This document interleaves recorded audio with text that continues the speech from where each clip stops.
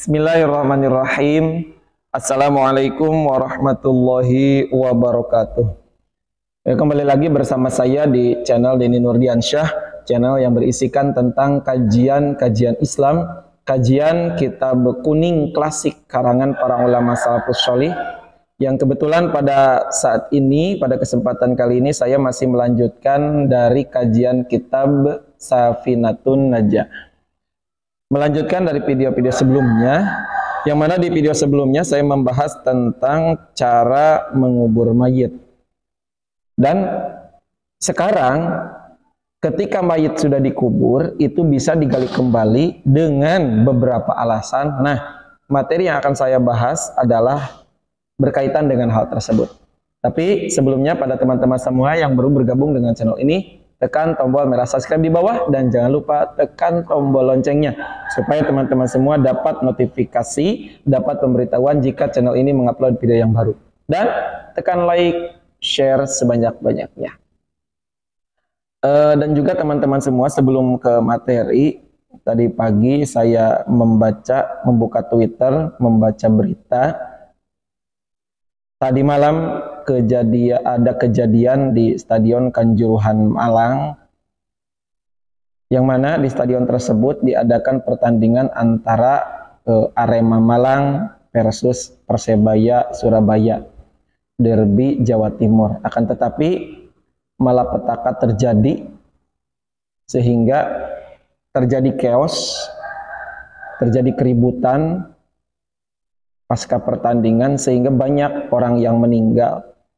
Dan kabar terbaru yang tadi saya lihat sebelum merekam konten ini, ada 127 orang yang meninggal. Innalillahi wa inna ilaihi raji'un.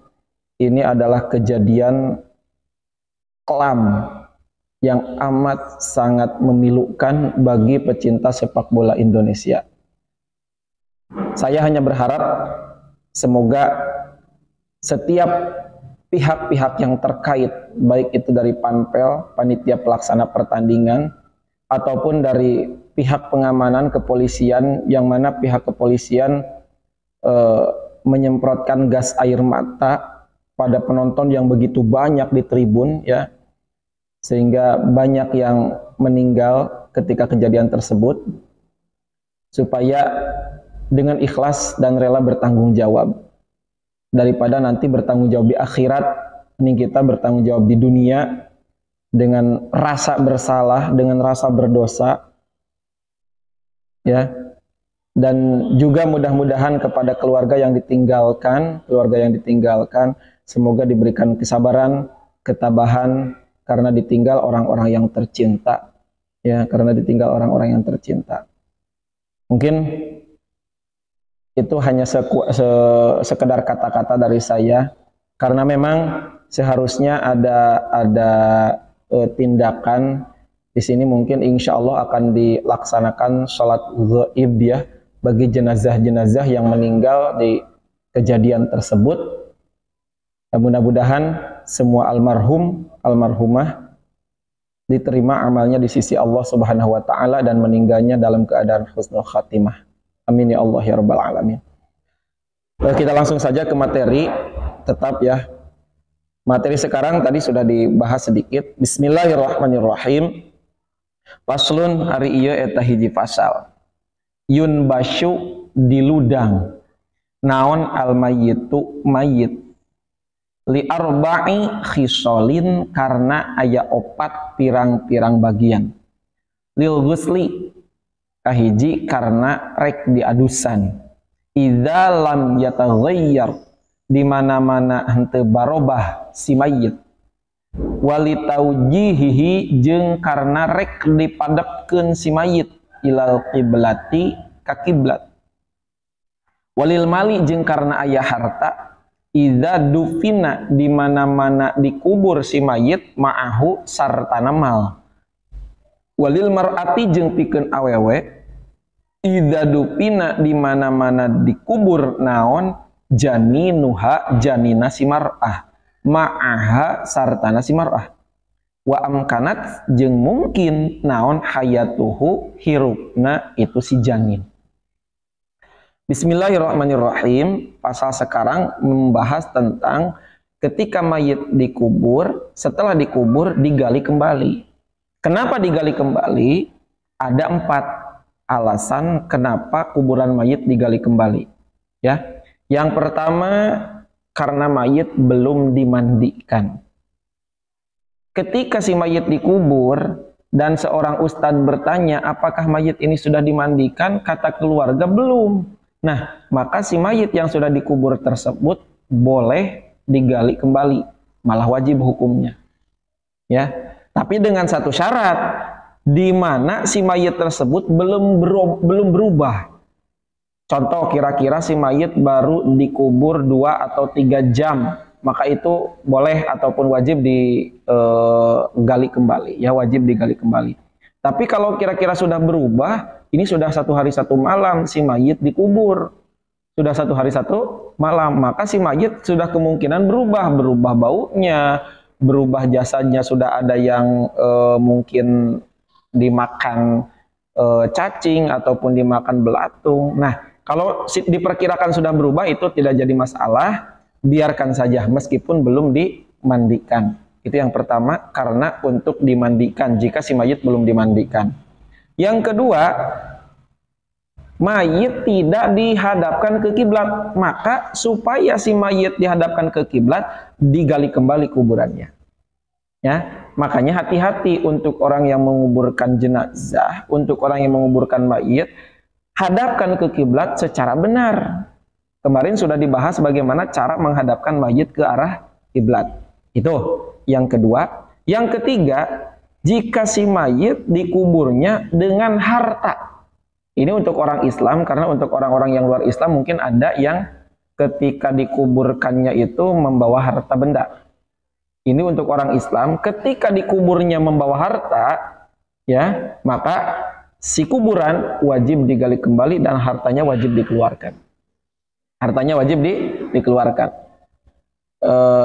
Seperti contoh, jika ada jenazah yang memakai gigi palsu, gigi emas ya, ataupun gigi yang lain, gigi palsu kan termasuk harta. Nah, ketika dikubur, si keluarga baru ngeh, oh, bapak saya dikuburnya membawa gigi palsu, maka itu wajib digali kembali. Ya, wajib digali kembali. Kenapa? Karena si mayit dikubur dengan membawa harta.